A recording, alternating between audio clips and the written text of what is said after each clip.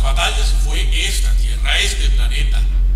Jesús, la segunda persona de la Trinidad, lo venció desde su humanidad, es decir, el hombre Jesús, sí. Un hombre, por su justicia perfecta, en vida, despojó a Satanás del poder y la autoridad que el hombre mismo en el Edén le había concedido. Y ahora, aunque el mal campea por toda la creación, ahora el área de acción y dominio del ángel caído limitado está por el Omnipotente.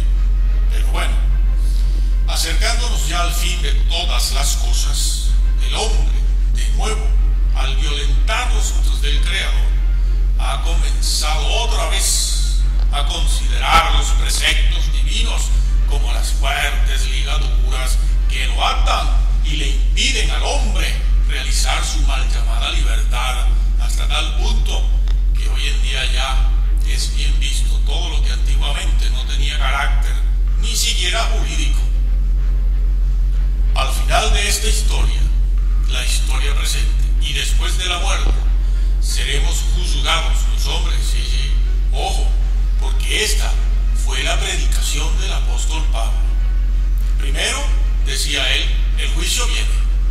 Segundo, arrepiéntete de tus pecados, de tu transgresión, de tu soberbia y tu orgullo, y cree en Jesucristo como Señor y Salvador de tu alma. Es semejante esto a la actual predicación de los púlpitos.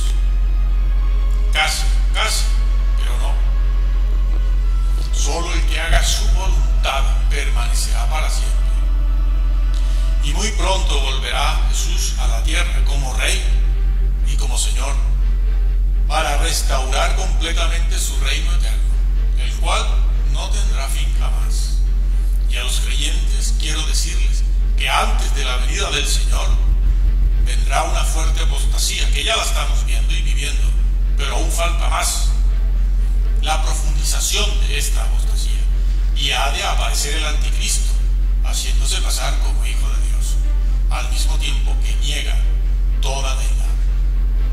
Jesús entró en Jerusalén montado en un asna, símbolo de paz y humildad, pero es el sagrado libro el que asegura que cuando él, Jesús, vuelva, lo hará montado en caballo blanco, espada en mano, sí, espada en mano, bueno, la espada de su boca, para recobrar lo que es suyo, juzgar a los hombres y encadenar a Satanás, y poner cada cosa y a cada uno en su lugar, pues ni aun los creyentes mismos somos todos iguales, y algunos no entrarán. Jesús es exaltado porque su Padre le ha dado un nombre que es sobre todo nombre, con el propósito de que en su nombre, ese mismo, posiblemente Jesucristo, ese nombre, en ese nombre se doble toda rodilla en el cielo, en la tierra y debajo de la tierra. ¿Estás preparado para ser juzgado? Busca a Dios, lee la Biblia, acércate al Señor, para que así puedas encontrar amplia y generosa entrada en el reino de los cielos, un reino de justicia que nunca más tendrá fin. Pero podemos volver a preguntarnos, ¿qué cosa le otorga a Jesucristo el derecho de ser rey y juez? Jesús es rey, pero antes de su exaltación como rey, Jesús se humilló. Cuando Jesús se encarnó, cuando asumió la naturaleza humana, se humilló, es decir, se hizo siervo, porque la condición humana es la de siervo, obediente. Así fue creado.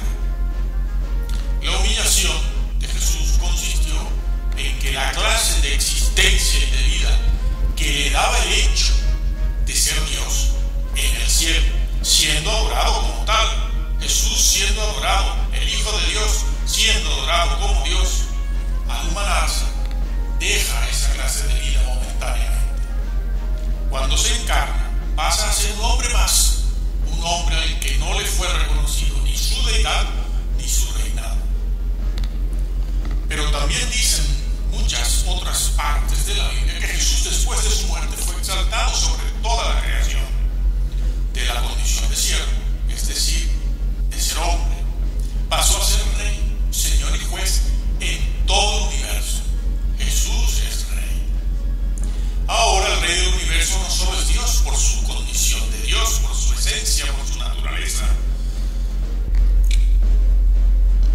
es rey como hombre, el Dios hombre Jesús.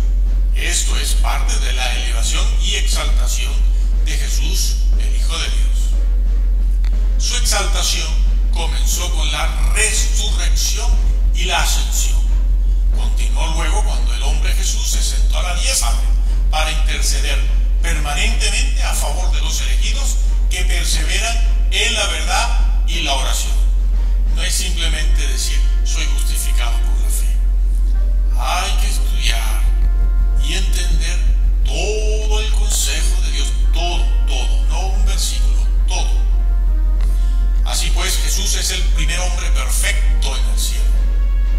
La expresión se sentó es usada para indicar que la obra de la redención fue realizada por él, por Jesús, en forma completa y perfecta. Y también indica que Dios el Padre ha constituido a su Hijo en juez de vivos y muertos. Leas el libro de Hechos. Y rey de toda la creación. La victoria sobre el pecado, sobre las formas y métodos y sistemas del hombre y la injusticia ya fue ganada. Ahora bien, ¿qué falta hace que un hombre sea rey? ¿Quién quiere un rey? ¿Para qué? La razón primera es que el Creador, Dios, es rey. Él es un rey.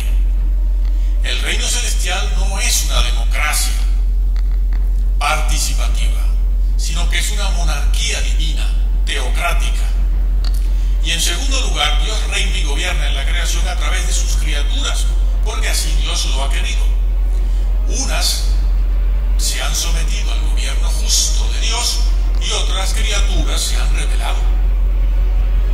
Existen ángeles y hombres fieles y obedientes, pero Satanás se rebeló y luego lo ha hecho también el hombre. Satanás, Adán y toda la raza humana han fallado en el cumplimiento de su responsabilidad como mayordomos leales a los mandatos de Dios, el supremo legislador, porque Dios es un legislador, más propiamente es el legislador. Dios es tanto amor como justicia, como rectitud. Ha sido un error divorciar los atributos de Dios. El amor es un atributo, pero lo es también la justicia y la rectitud y la santidad. Y en Dios los atributos todos pesan igual. No hay uno mayor que otro. De lo contrario no sería Dios, sería un hombre.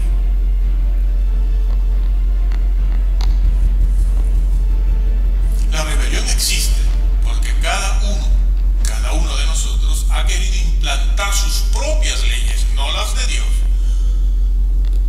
Ha querido implantar sus propias leyes, su propio dominio, su propio parecer sobre los demás. La lucha de los hombres por dominarse mutuamente no es sino el reflejo de una lucha aún superior a nivel espiritual. Sí, existe una lucha cósmica por el predominio del universo. Hubo un día en que Satanás, rebelándose, también aspiró al trono de Dios. Sí, no que quisiera despojar, desalojar a Dios, pero quería ser como Él.